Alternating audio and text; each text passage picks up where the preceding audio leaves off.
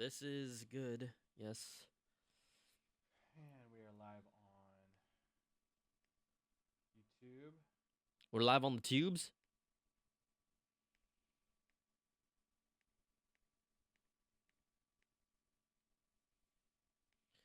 Israel checking in. Check, check. There's my headphones. I Turn this love off. the apple bite, someone said. Oh, they're already showing love? Can you make normal apple bite 1 hour long special? Like the show where you don't. No one wants. Hey, I think listening to me half an hour is good enough. Shit. Oh, sorry. Hey, do I need to fix this camera a tiny bit? Is that cool?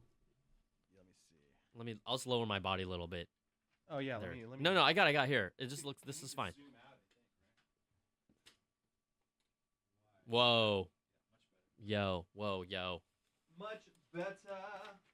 All right, Emperor. Are you gonna put on your mask or what? Yeah. It's gonna be hard to say this through the. You're gonna have to say it through the. Find my mask.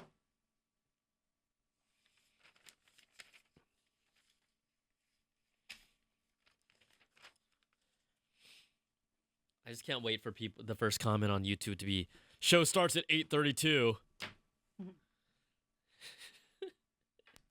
Check. Oh my gosh. I gotta put the headphones Check. in. There we go. Strike me down with stuff. Okay. Okay, let me turn on the scopes. People just have to figure out what's going on. Let's just get the show rolling because people are waiting. Okay. Apple Byte.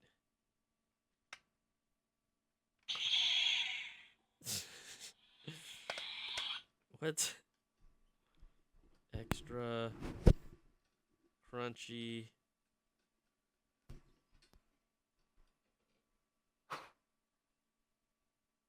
I like how they have the apple. Oh, that's a picture. Okay. What? This Apple 9 to 5 story has like a picture of a planet. I was like, why do they have an iPad Pro flying over a planet? It's actually the picture of the planet on the iPad Pro. Yep. Okay, right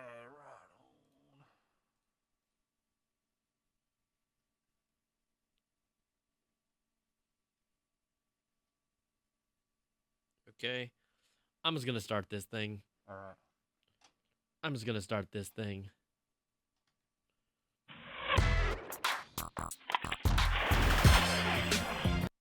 I right. thought you actually were starting it. I was No, like, not I was yet. like, I got all quiet. I was like, oh my gosh. What's up, Periscopers? I guess people tend to kind of prefer it being vertical. Oh! Shout out to Jesse. What are you talking about? All right. What's up, everybody? I got the Apple TV. We're gonna talk about it. We're gonna talk about a lot of stuff on the show. So it's interesting. That's for sure. What up, y'all? Represent where you from? Doncaster in England. Yeah. We do, for everyone that's watching this pre-show, we do have news stories in the show. People, there's always like, yeah. Indiana, Chicago, Taco Wolf from the DR, Nike Apollo 91, Go Ducks. You got to be representing Beaverton, Oregon if you're talking all that Nike. San Dimas, California, high school football. Woo! You remember that? Yeah, totally. Anthony K9 from Tucson. Mac Mike 1000 from Pluto. I can't. These things move so fast, and this text is really small. Drew Jizzy Drake from the H-Town. H-Town wants some of this Golden State Warriors action tonight. You guys are going down. Don't even try. Don't even try. Okay, I'm good to go. You ready? Puerto Rico, Rafi Lopez. Yes, I'm good to go. Okay. Hey, are you going to introduce the whole new thing, or do you want me to segue into it? What do you mean? Our sponsors. Oh, you do it. Okay. You okay. start it, and I'll help. I'll support. Yeah, we'll you. just do it together. Yeah, because they want Sacktown. to hear from you, not me. Sacktown Choi fam, like Choi's, like as in my niece and nephew's Choi's. Are you related? And I don't even know. All right, we're gonna get the show started, everybody. All So buckle up, buckle in, hold on to your butts.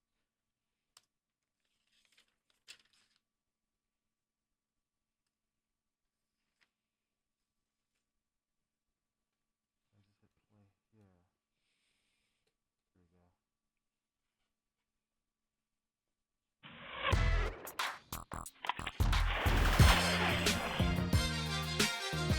Live from the studios in San Francisco, California, it's the Apple Byte Extra Crunchy with your host, Brian Tom.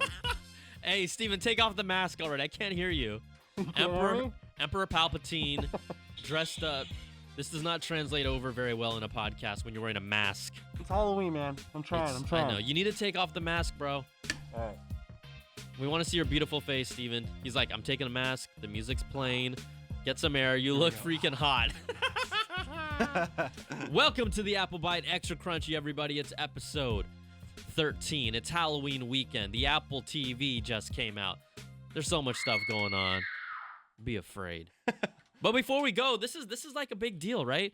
We've been progressing. We've been moving forward. We want you guys to continue to listen to the show. We want to keep on doing the show for you. Guess what we got? What do we got, Beecham? We got a new sponsor. Uh-oh. Hey-o. We've got a sponsor. This is what we want you to do, all right? We have this survey that we want you to take, okay? You got to go to podsurvey.com/byte. That's spelled B-Y-T-E. Why is this important? They're going to ask you some questions. It's like a 5-minute survey. Why do they want to ask you some questions? It's totally anonymous. It might ask you, like, your age, when you were born, your gender, what you ate for breakfast, what boxers or briefs, all of these things. But these answers are going to help us find advertisers for this show that make sense for you, right? Yes, they want to find advertisers. They want to find products to advertise to our listeners based on their interests. So, even if you've taken a podcast listener survey before, I'd like to ask you to take ours and help support the show. Don't forget that you have a chance to win that $100 Amazon gift card. I should have lured them. Hey, you want a $100 Amazon gift card? Yeah, totally. So all you guys have to do is podsurvey.com/byte, spelled B-Y-T-E. You can win that $100 Amazon gift card. Again, do you want sponsors and ads to listen to that are like about Depends or Maylux? Or do you want to hear like cool stuff that you actually care about? Yeah. And not for the audience that's listening that does care about Depends and Maylux. I'm sorry. I'm sorry. So check it out, podsurvey.com/byte. Send in your surveys. We'll get some dope advertisers that make sense for the show. We'll keep the show rolling. But, we're getting there. We're moving along, right? This is a step in the right direction. Awesome. Okay, big news today, this week, this day, on this day, Apple TV released out to stores. You can buy them right now. If you're listening to this and you want to get yours, you can stop listening to our podcast. Go to Best Buy, go to Apple stores. They have them physically there. I've been able to play with the Apple TV. I know I led the story with the iPad Pro stuff, Beecham, but I'm just talking about Apple TV. Because everyone cares about Apple TV, right? I put up the wrong link. So I've had a chance to play with it. I think it surprised me. It's a lot better than I thought. I think the interface and the UI is really smooth. The touchpad, the way you move around through icons, it flows like butter. I think one of the biggest issues with that touchpad though is typing. Whenever you have to type in, authenticate your username, your email addresses, your passwords, things like Netflix, things like your Apple account, it's really hard because there's not a touch. It's not a directional pad. Yeah. It slides all over the place. It actually drives me. Oh, insane. so there's no like buttons. There's no actual D-pad anymore. It's just like a force touchpad. Yeah. Right. But the touchpad overall, when you move around through icons and shows, really smooth. The other thing that I really dig about it, the voice commands, the Siri commands, I don't think a lot of the reviewers who got it really took enough time with it because all they said is, it just does TV shows and movies, which is true. It is a little more contextual where you can say shows from the 80s featuring this actor, which I like. Which is helpful. Which is helpful. It also, if you just say the name of a show, it'll show you based on apps that support this voice search where you can purchase them or watch them. So it'll show the Netflix option, the Apple Store option, and it'll show Hulu option. So that's good. That's helpful. But no one's talking about the fact that I just tried all these different things. It didn't do anything calendar-based, but you can look up stock prices on your Apple TV. It'll show them on the bottom. You can find out the weather in your area or other places. And you can also get sports scores. Cool. Yeah. It's just some extra stuff because although it is limited specifically more to TV shows and movies, it does other things. Apple has officially said on the record, there's a BuzzFeed article that they just said that Siri support will be coming to Apple Music, which is big. So if you're an Apple Music subscriber, it's not there yet. Really, a lot of the services don't have Siri support. You could say, play Hotline Bling. Play me some Drake. Call me on the cell phone. I actually bought a Drake song recently. I'm not a Drake fan, but this one Hotline song, Bling. I liked it. Yeah, so you'll be able to do that soon. It's not out yet, but Siri support is coming there. They need to put in a lot of other places. I just said with Siri, show me my iCloud photos, and then it launched the photo app, which was cool. So it's doing little things, a few things here and there. But we'll see how it evolves. I think the UI is really a big deal. It looks really nice. And then the biggest killer, the sleeper, everyone's talking about. It's an iPhone on your big screen now. So you have all these apps, and these apps. I played with there's a 7-minute workout app that actually is pretty cool. Ooh. Some of the games that are classics like Jetpack Joyride, remember that? Yeah, totally. It's just fun and stupid to play that on your TV, and I can totally see with my nieces or nephews, or if you have kids playing stuff like that. There's not any of the crazy complex games. Apple has put a 200 meg limit on app size, so there's a lot of really killer apps out there that are on my iPad, that are on my iPhone, that you can't put on the Apple TV. That's a bummer. Is that just because of storage space on the Apple TV itself? It's not even that. I think that Apple decided this is the limit that we're going to put on it because they want you to put more apps on it. They want them to be more lightweight. But for example, I love Mortal Kombat, and the controls would still work on that touchpad. Yeah. But that thing's I'm guessing that app is around 500, 600 megs, and that's why it's not available yet. Yeah. The problem with this 200 meg limit is that Apple says, oh, you can use it to, these apps can actually download on the fly data as you play them or as you use them, but that doesn't work for all apps. Is that, what do you mean? That's kind of works like a cloud or something? Yeah, exactly. Okay. So they can put these assets up on their cloud, and then as, let's say, a game progresses, it'll download some of the next levels or things like that. But out of the gates, there's a 200 meg limit. I think that's, to me, that's a bummer. That is a bummer. Because I think right out of the gates, they would have had a lot more apps actually available for the Apple TV. It's a little limited. I mean, right away, you're limiting developers, They're Easily. like, I don't know if I want to make something for this because I can't make what I want to make. Yeah. So they're super lightweight games overall. But I think that the App Store is going to be big when it comes to interactivity. There's a QVC app, which is cool because you can buy stuff and watch TV. I'm waiting for the sports apps to really evolve.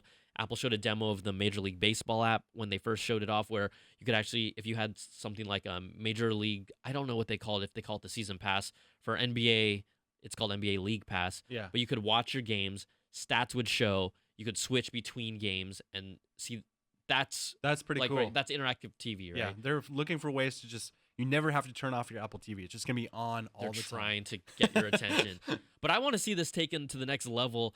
I think that if we can eventually, and this is down the road, get to the fact that, look, we can already start streaming some of these live TV programs.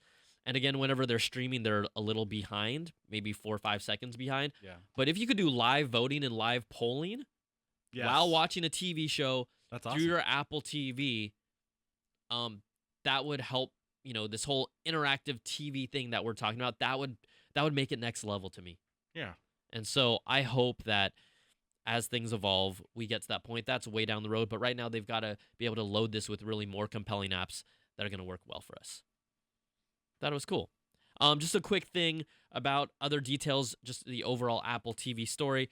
Amazon is following through with their announcement that they are yanking and removing all Apple TV hardware and resellers from the Amazon website.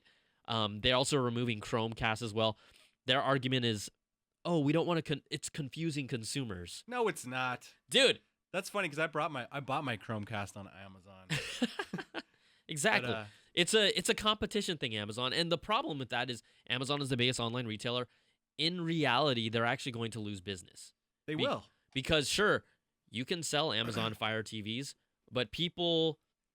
Look at how the numbers are bearing out. It's not like just because I go to Amazon, I'm only going to buy a Fire TV. They go to Amazon for the best price. They're going to lose money by doing this, thinking that it will force people who were looking for an Apple TV to buy a Fire TV, which is not going to happen. I don't think anyone's going to go to Amazon and say, I can't find the Apple TV, so I'm going to buy the Fire TV. Yeah. That's not going to happen. No. They're going specifically there to find a specific thing 100% of the time, I believe. It's a stupid move. Yeah. It's a stupid move. It's stupid. It's dumb. It's dumb. All right. Also, some cool things and some subtle details about the Apple TV. the Apple TV actually supports 3D TV content. So how does that work? Do you They- have to hold your TV? No, I'm sorry. What are you talking I about? was thinking. Oh, hold it like this? No. So some games, currently I think it's only Pangea Games or Pandora Games. I can't remember the name of the company off the top of my head. I should, maybe if I look in this article, it'll say it. But they did a long time ago. They did some fun apps. There was like a Bugs World app. What else was Yeah, there? you're right. Pangea Bug software. Pangea software.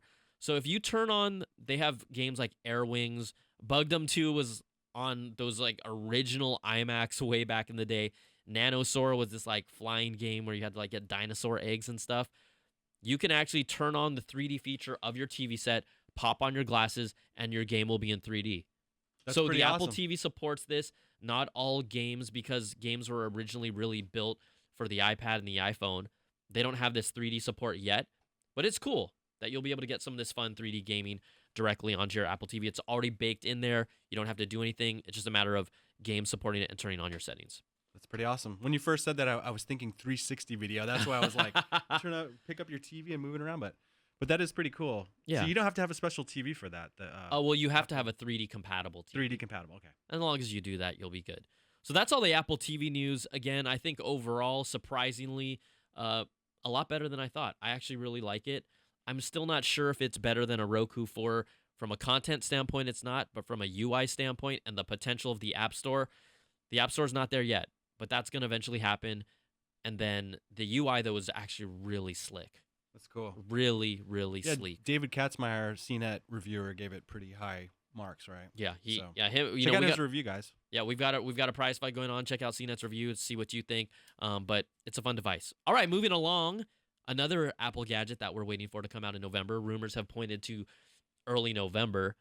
Apple plans to start selling the iPad Pro on November 11th. That is according to a report from 9to5Mac. Earlier reports this week show that Apple has been training their retail associates with the deadline to finish that training on November the 6th, which would then typically, I used to work at Apple Retail back in the day. They give you that lead time, and then the product is typically coming out within a week after that deadline date. So November 11th appears, and 9to5Mac has been on the money. Jeez. Yeah. On the money. Yeah. It's not even close. I mean, Apple's probably like mad at 9to5Mac. They know so much about what's going on with them. November the 11th is the target date for the iPad Pro, which is, I've told people over and over, although I know the Surface Pro is a better product that does more, because of the ecosystem, the apps, I've wanted a big screen iPad for a long time. Nice. And I'm You're a gonna traveler. Get the keyboard too, right? You're gonna get the whole nine with it. I don't know if I care about the keyboard, but I want to get it just to have it when I do work on the road. Yeah. The pencil I don't care about but I'm gonna buy it and test it out. They also announced that there will be a little kind of a dongle adapter, because right now they show people connecting the pencil through the Lightning port of the iPad, right? yeah, so yeah. you could make like a protest sign. Uh-huh. You won't have to do that. You could, but there's also a little adapter to connect it to an actual Lightning cable if you want. Someone was asking about getting impaled with that Apple Pencil. That through makes no sense. You can't get. I mean, everything's possible, right? Yeah. Maybe. Will there be someone that gets impaled by an Apple Pencil in our lifetime? Probably. Let's hope so, because that'll be very good. That'd be a good story. PR for good story for Apple. It'd be a good story for us. Yeah. Also, as we transition, so yeah, iPad Pro November 11th. That's a big deal. I'm pretty stoked about it. And we're not going to tell you anything, but we got something baked. Don't we have something cooking? Yes. We have something cooking. It's cooking, and it's awesome, man. I was singing it for like 2 days straight. Stop! We have It's in been my head right now. We have been cooking.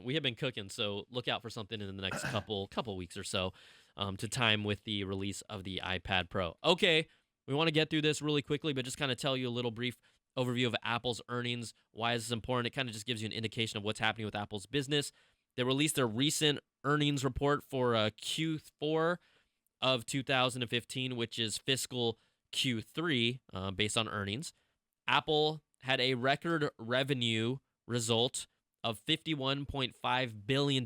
That's revenue, and $11.1 billion in profit. That's billion with a B? $51.1 billion. I mean, that is incredible. Now, if you want to break down some of the things, who are the rock stars, it's always Apple's iPhone that continues to drive the business, which makes investors a little worried and a little, like, what happens when the iPhone doesn't sell anymore? Well, the iPhone is still selling. 48 million iPhones were sold compared to 39.2 in the year ago quarter. So that jumped up significantly. iPad sales still down 9.9 million compared to 12.3 million from last year.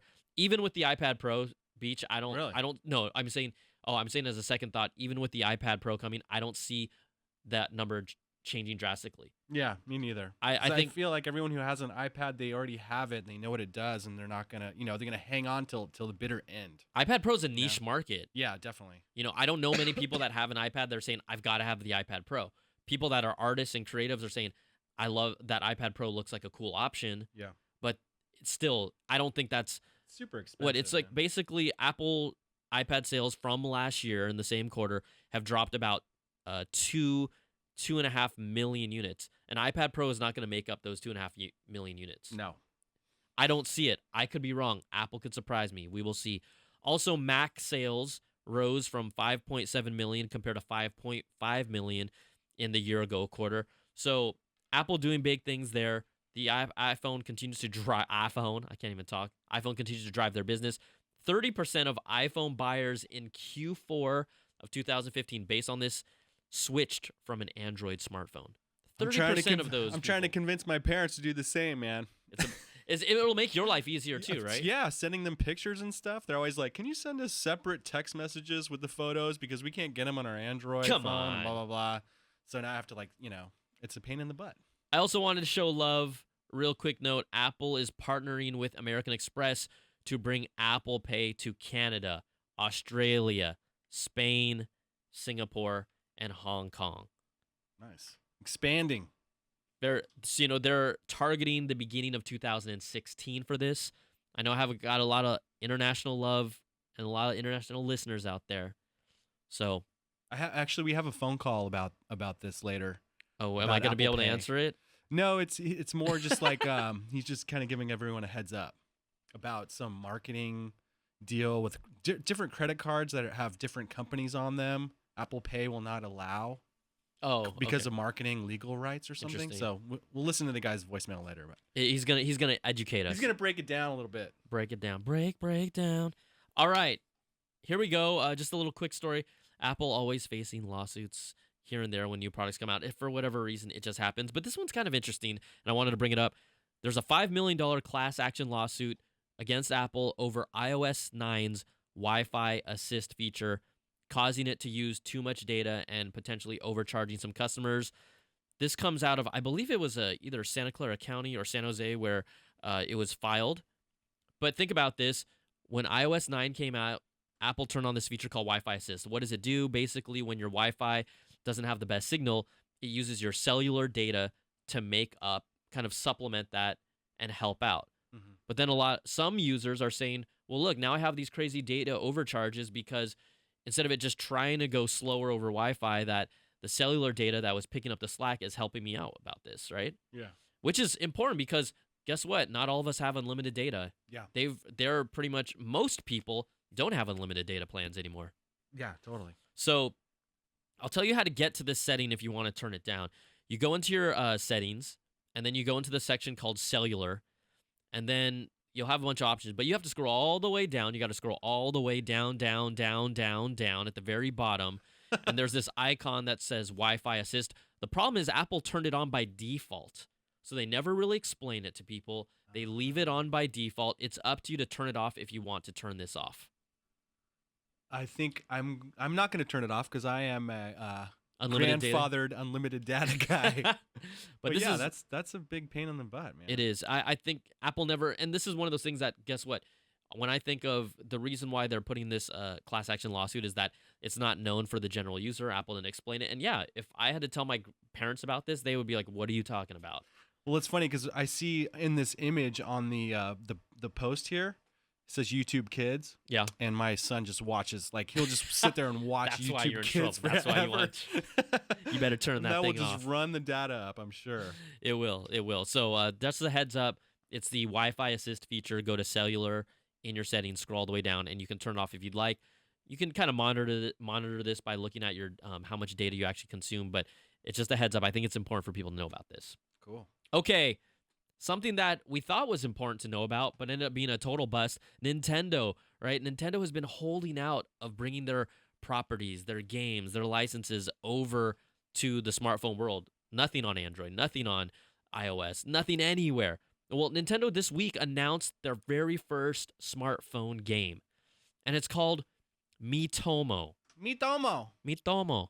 Now, what is this game?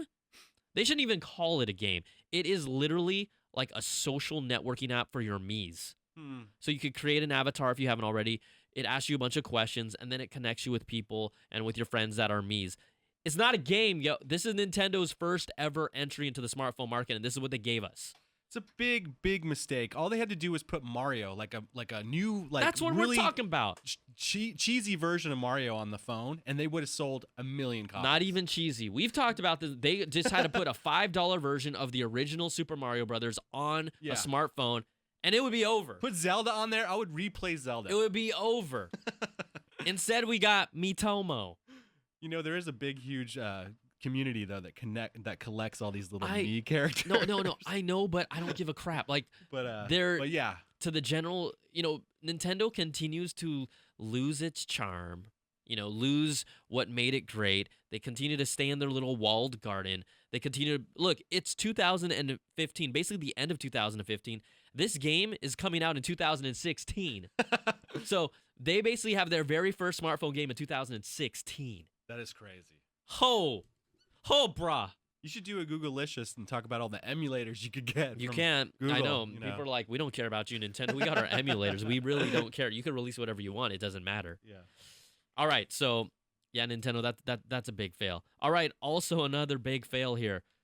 Critical acclaim, tons of positive reviews, a great score overall for the Steve Jobs movie.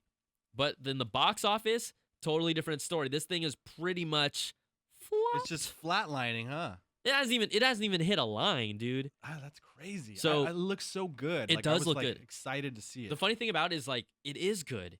It is Oscar buzzworthy.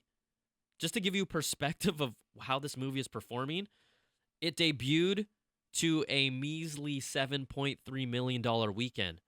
That's when it came out in full release. Full 7 release. million? 7 million. Oh Here's the thing. gosh. Let me give you a perspective of this, which is really sad to me. That's only a little more than the Ashton Kutcher Jobs movie that made 6.7 million. Oh, wow. And that was horrible. Yeah, like, that is it was garbage. Why are they keep getting Steve Jobs movies wrong? I don't understand. Here's the thing. I don't think that they got this wrong. I just think for whatever reason, people aren't connecting to it. The studios, Sony originally had it. Sony let it go. There's all these crazy email storms about how Sony was going to do it, and they kind of were tepid on it. Universal ended up picking up the distribution rights for this movie. Universal thought it would do well. People were guessing that it might have a $19 million opening weekend. It got 7.3. Universal believes that the picture can recover because it's had really good feedback and results in viewing in cities like San Francisco and New York. But 7.3 million, that's nothing. That's nothing. That is nothing. That is nothing. They also argue that because Michael Fassbender isn't a top tier, audience grabber, meaning who were some of the people they were first talking about? They were talking about DiCaprio to be in it. Yeah, I was rooting. I was rooting about? for Lincoln, the guy. What's his name? Daniel Day-Lewis. I was rooting for him to be Steve Jobs. It would have been cool. Yeah, so they also are blaming maybe some lack of star power. Although Fassbender's supposed to kill it. Everyone that watches this movie, every movie critic said this movie is amazing. I guess I have to blame myself because I said I'd watch it, but I still haven't been able to see it yet. Yeah, I've been wanting to see it. And I haven't been able to make it. So it's our fault. It would be cool if you and I went to the movie and just put it periscoped it and just did our commentary. We're like, oh, dude. Should podcast from the movie. Yeah. This movie sucks. Oh my gosh. Can't believe we came to this. Beecham, why are we doing this? Why? Okay, we're gonna end the podcast early, guys, and just leave.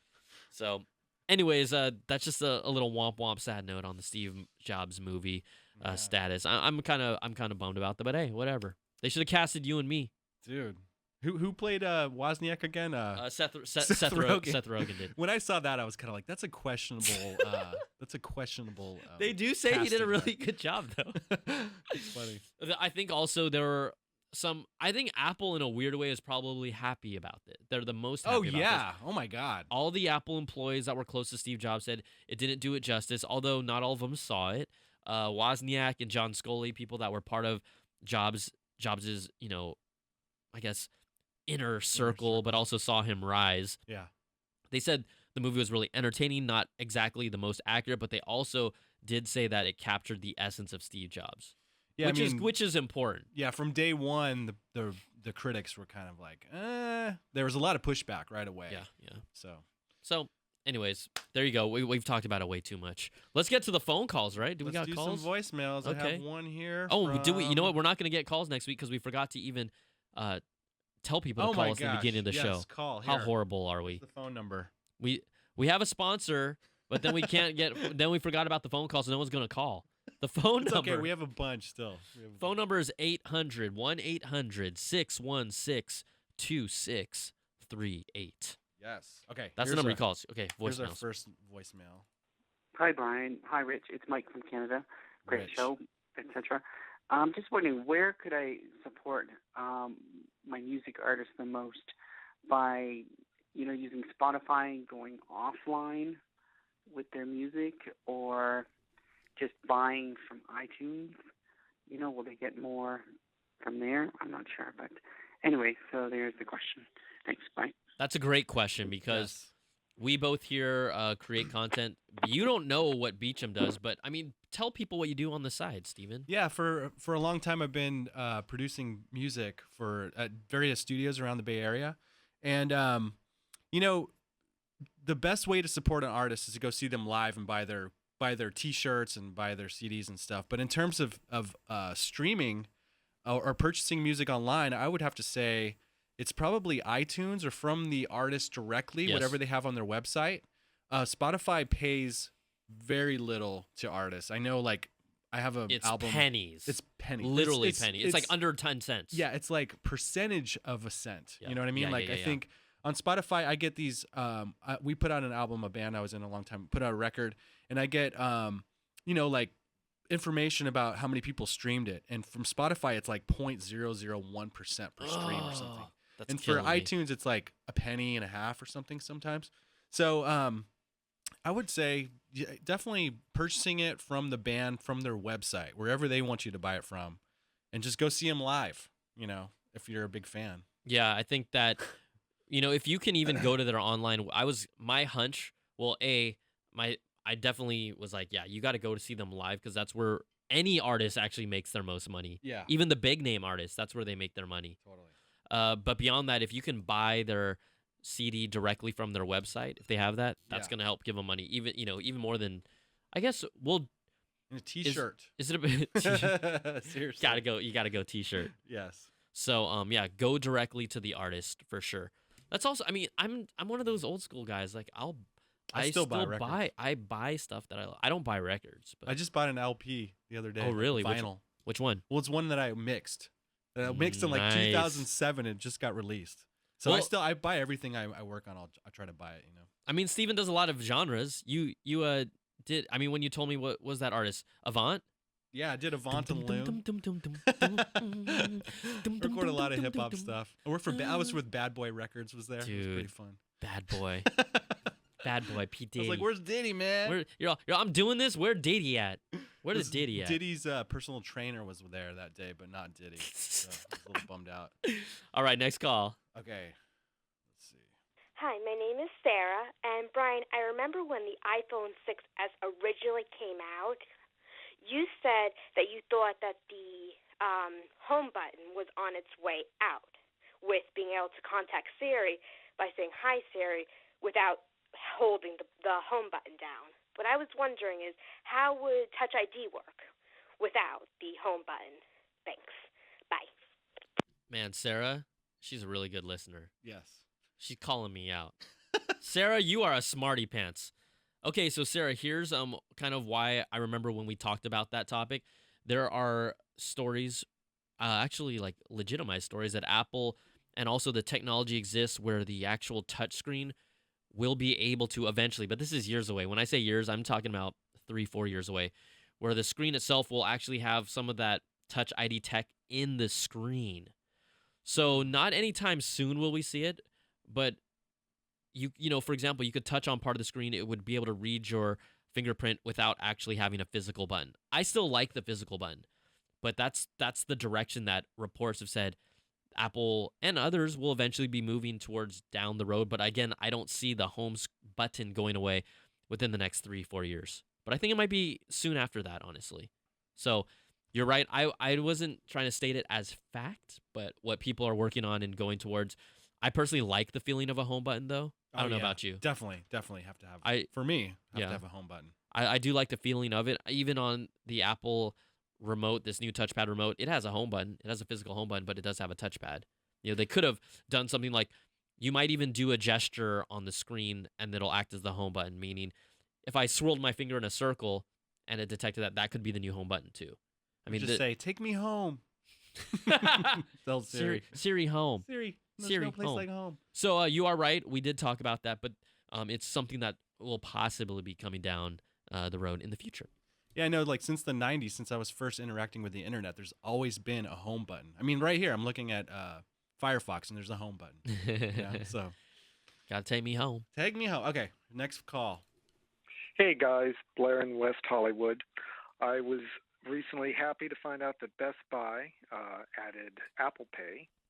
And when you were reading the top 10 list for Apple Pay or Best Buy, and deeply amused to find out that you cannot add the Best Buy credit card to the Apple Wallet, even though the bank is saying you can, comma, they said that it's basically a licensing logo and owned by Best Buy for the credit card. So I hope you found that amusing as well. Take care. That's very interesting. I think that all the credit card support and the Apple Pay stuff, it's just still not that easy per se. Yeah, I mean, but he's right. It should work. Yeah, I mean, you'd think like they would have all their bases covered when they're trying to launch this massive thing, but it seems like that's been a flop too. Is Apple Pay? Yeah, I don't know. I don't know if it's a complete flop. It's just that people are. I mean, I use it as honestly. I think it's just because I think it's fun. Yeah. I use it as much as I can. Uh-huh. Like even the coolest thing about Apple Pay is, to me, is it's purely on the phone. There's certain apps where Munchery allows me to buy food on my phone, and then I just use my fingerprint to authenticate the sale. Right. So That's instead cool. of having to enter in any of that credit card information, it's just right in the app, which is probably the coolest thing. So yeah, it's not this whole mobile payments game. It's still not super widespread in the U.S. Apple probably has the lead on that, but it's still not that big. Yeah. It's just still not. You don't see everyone. A lot of times, even sometimes registers. I went to a Jack in the Box and it said it supported Apple Pay. I pulled out my phone. The scanner didn't work. They're like, "Oh, it doesn't work right now." But I'm like, "Is it support it?" And they're like, "Yeah, it does." But I'm like, "But it doesn't work." They're like, "Yeah, it doesn't." So I'm like, forget it, right? When you run into those situations, you just don't want to use it anymore. Yeah, you're like, "Go get your IT guy real quick, and I'm gonna wait here with my cheeseburger." Hey, Jack in the Box IT, where you at? Fix this thing. I just want to use my Apple Pay and get out of here. So yeah, it's not the easiest thing still. All right, well, that's it. That's all the calls. Oh, that's all the calls? Yeah, Okay. I just took 3 for today. Excellent. So, everybody, thanks so much for listening again. We're just going to remind you really quickly, podsurvey.com/BYTE. Get that thing rolling. We'll get rolling with you all. Episode 13. Yes. Wrapped up. In the books. In the books. We'll see you guys all next week. Thanks so much for hanging out for another episode of the Apple Byte Extra Crunchy.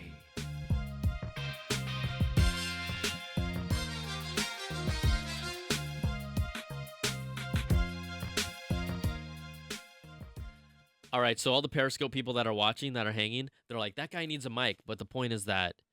Oh, because I'm but I'm like, we can't... Unfortunately, my Periscopers, we can't... We can only